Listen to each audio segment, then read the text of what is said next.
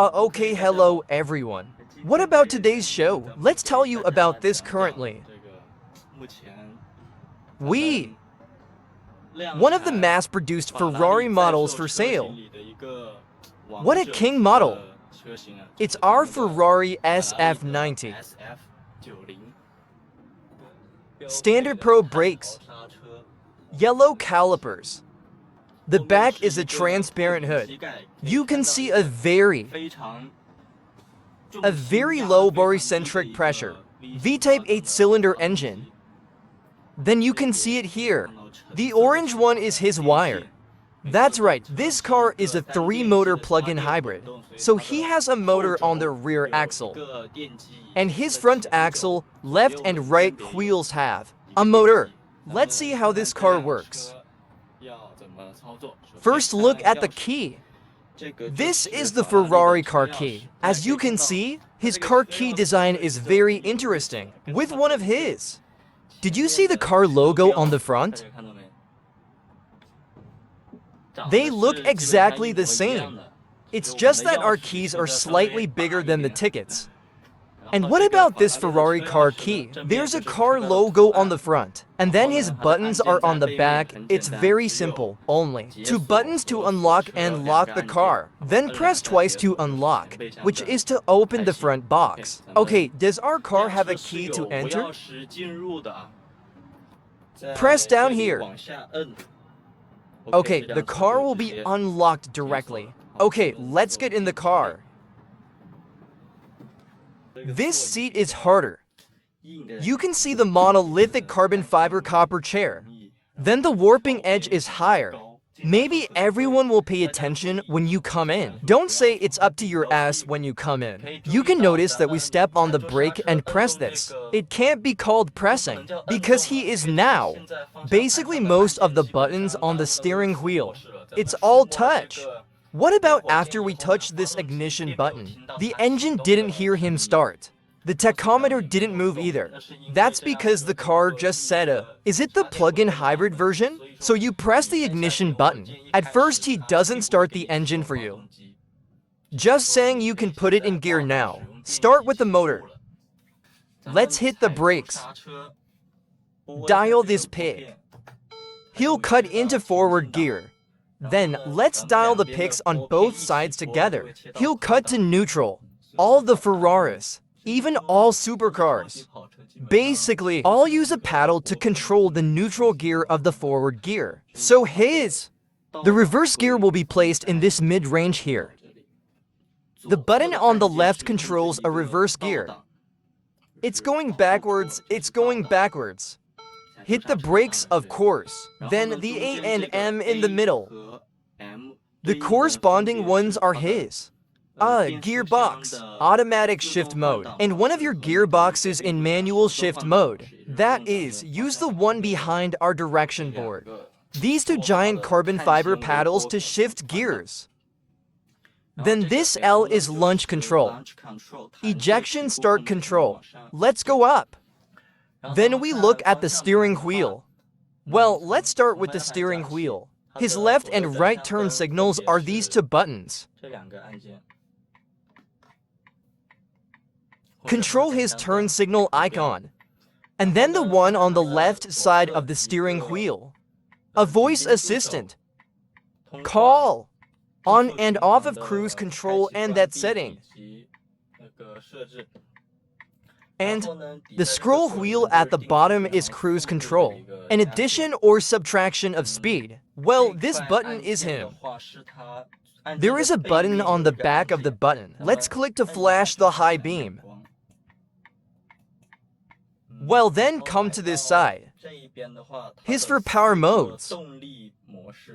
The bottom 1D is a pole. One of his pure electric forms. You can see a blue one. Then H hybrid is its hybrid. Then this is a chess piece.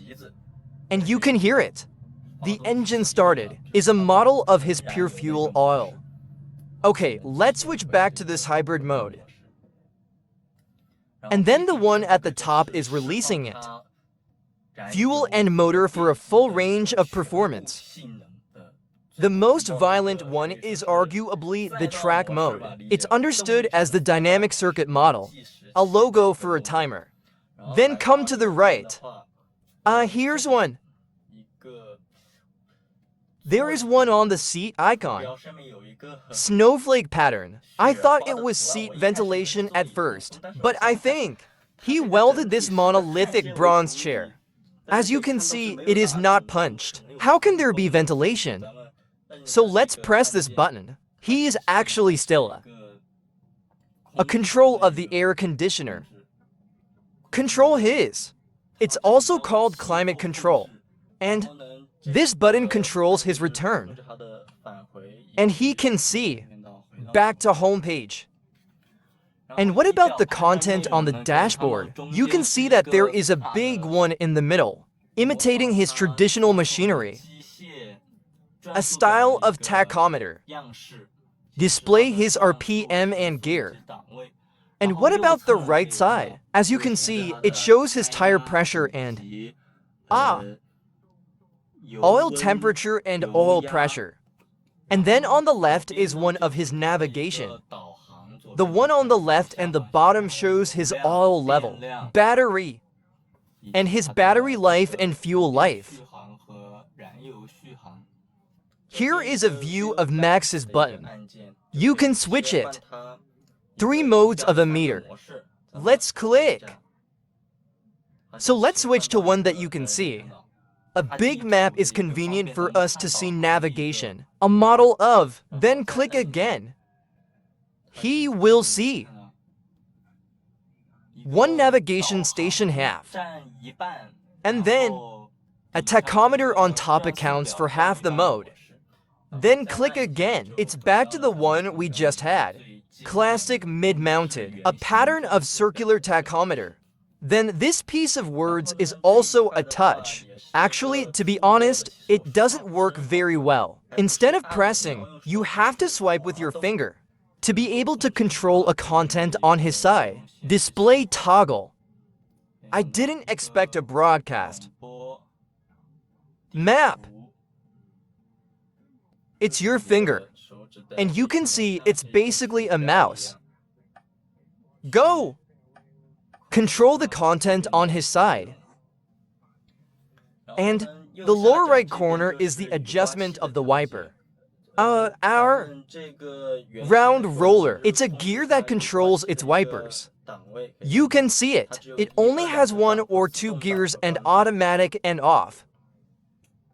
Then we press the wiper to move. There is one on the back. Then what about this button?